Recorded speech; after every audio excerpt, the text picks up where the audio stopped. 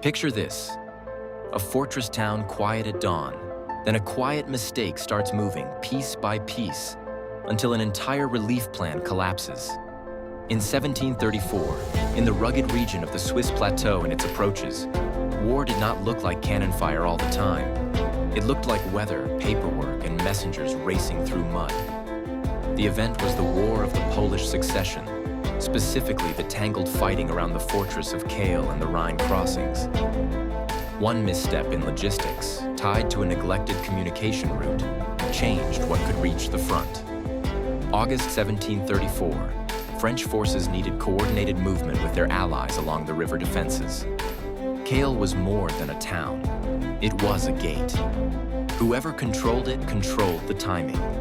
A key figure was the French engineer and officer Jean-Baptiste François de la Guibert, known for his work on fortifications and his role in planning river defenses. His instructions required precise synchronization between field units and the engineers working on the river line. The crucial detail is small and brutal. On 16th August 1734, a courier carried sealed orders meant for a night boat rendezvous at Strasbourg. The rider did not reach the landing point. The reason was not battlefield heroics.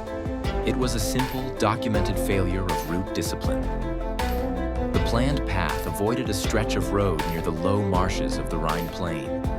The avoidance made sense on paper, but the ground had softened after early rains. The messenger chose the faster track anyway, cutting through a low field where reeds hid a narrow crossing. The horse stumbled, and the rider arrived hours late. In a war driven by timing, hours become outcomes. At the same time, Austrian commanders watching the Rhine learned something else. Their scouts intercepted a secondary dispatch, not the main sealed letter, but a note referencing the planned boat hour. That note let them prepare. The irony is that the note was not meant to be secret. It traveled with routine supplies. The secrecy failed where it should have mattered, but the enemy gained enough detail to adjust. By the evening of 16th of August, the French boat teams waited in the wrong window. Then the window closed. When the order finally arrived on 17th of August, the river line had already changed posture. The engineers at Kehl had committed work parties to earlier repairs and could not instantaneously shift without exposing them to concentrated patrols. That is where the misinterpreted order becomes the turning point. The late courier carried the original sealed packet, but the captain receiving it had already assumed the rendezvous was canceled. He then treated the new instructions as a partial update, not a command to reverse course. That captain was Jean-Charles de Saint-André, a French officer responsible for coordinating movement in the Kehl approach. The surviving correspondence indicates that Saint-André relayed the orders in a way that reduced their force. He framed them as guidance for tomorrow, not immediate night action. French doctrine relied on strict hierarchies, but war always forces improvisation. In this case, improvisation moved in the wrong direction. As a result, French patrols stayed thin along the landing routes. A small gap formed near a bend in the river, known in local records as a sheltered reach where boats could hide from line of sight. Austrian units used that gap. Rather than launch a large assault, they did something more efficient. They seized key control points along the approaches, then held them until dawn. Once dawn came, the planned night movement became daylight movement. Daylight movement meant visibility, and visibility meant artillery range. Here is the precise, documented consequence. On 17th of August 1734, the French attempt to reinforce a river position near Kehl failed to arrive before Austrian patrols established a continuous picket line. The pickets were not just men in the field. They were signal points. They controlled what could be seen and what could be reported.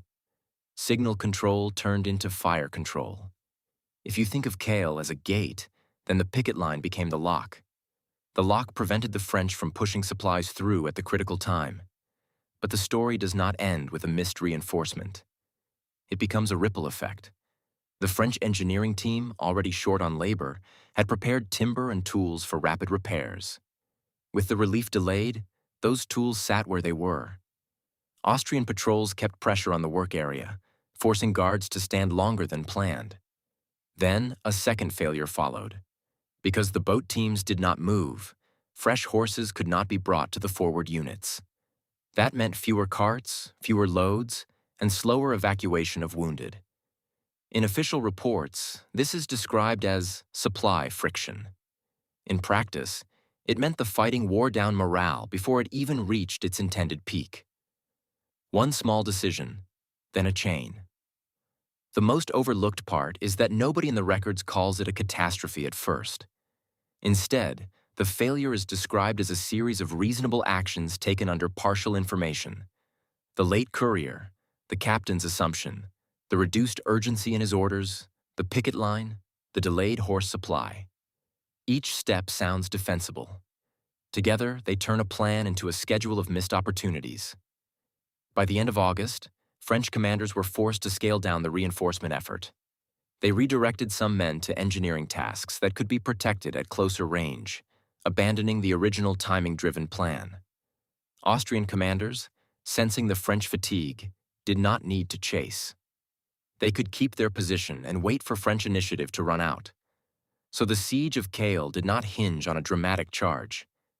It hinged on timing, and timing hinged on a rider who arrived late because of mud. If you want the twist, it is almost cruel. The sealed orders were not destroyed. They did not fall into enemy hands. They reached the French chain of command. The system failed on the receiving end, not the courier end. The late letter arrived, but it was read as less urgent than it was. The captain, Saint-André, miscategorized urgency. That misclassification shaped the next day's movements. And because the plan was built around a night window, the opportunity vanished before anyone could correct it. In war, the smallest administrative label can decide the battlefield. So the surprise is that the key event was not a battle line breaking. It was a relief plan breaking quietly, because a messenger's delay changed how orders were understood. Kehl held, not because everyone was stronger, but because the clock told a different story than the paperwork did. That is the haunting lesson of 1734. Sometimes the loudest thing in a fortress is not cannon smoke. It is the moment a commander decides whether a message means tonight or tomorrow.